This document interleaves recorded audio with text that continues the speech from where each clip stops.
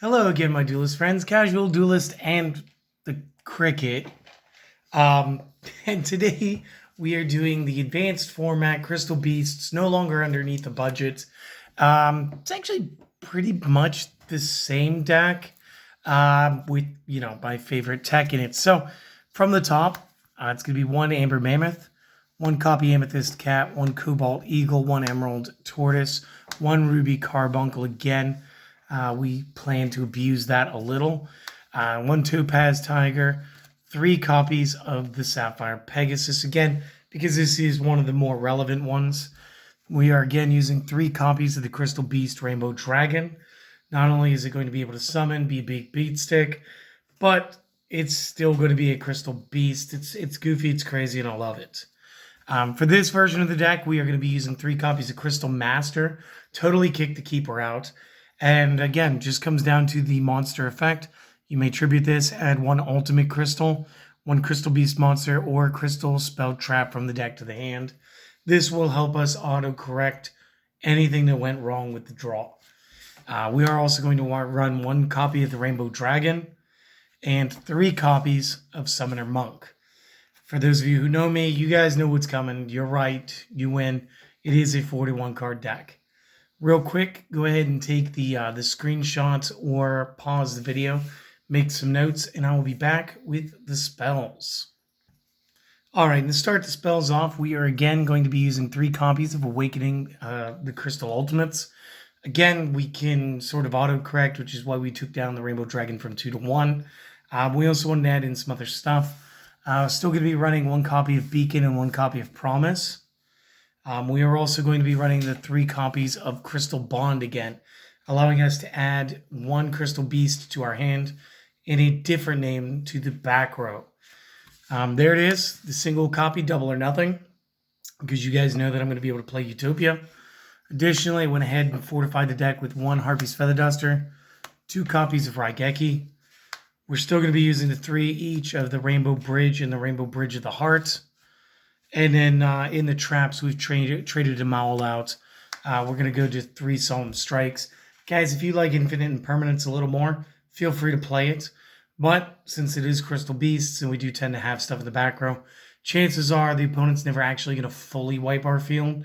So Solemn Strike for me instead of Impermanence. And that's going to be the main deck. So just real quick, pause, notes, screenshot, whatever your flavor. I'll be right back with the extra deck.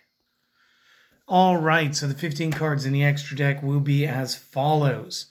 We are going to run just single copies of both the Rainbow Overdragon and the Ultimate Crystal Rainbow Dragon Overdrive.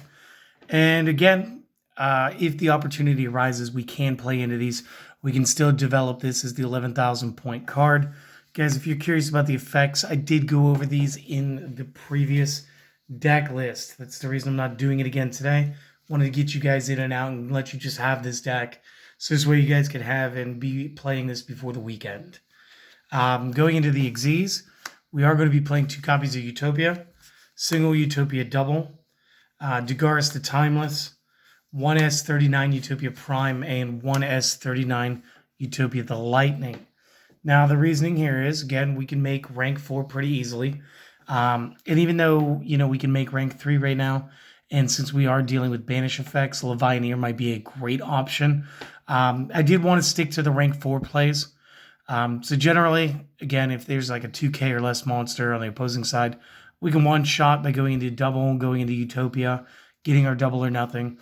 It's already at 5,000. Swing, negate, activate quick play, swing one more time, goes up to 10k during a damage step. If that's not going to be an option, if you accidentally drew into the 1 out of 41 cards, you can always feel free to go ahead and just discard the card for the Summoner Monk effect, at which point you'll want to go number 39 to S39 Prime to Lightning. This will place 4 materials underneath him. He'll already be at, he'll be able to double up to 5,000. He'll have the Ancient Gear effect. When he attacks, the opponent can activate card effects until the end of the damage. And again, you'll get 2 shots of being able to double him up to 5k. So again, we built it with that in mind, and unfortunately Celestial is walking directly above me.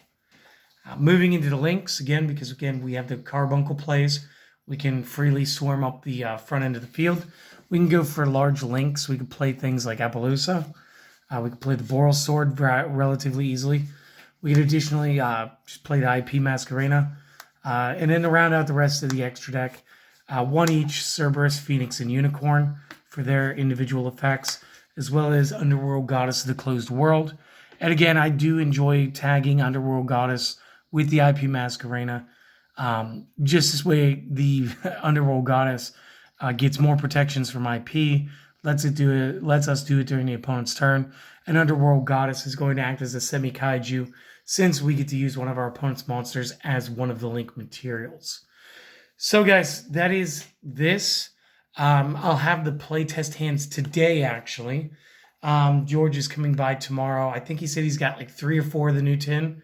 He wants to open up some more. He wants to make me sad. He's going for a playset of the Ash Blossom, I think. Again, because he doesn't remember. He could just buy the structure decks, get them common. He likes foil.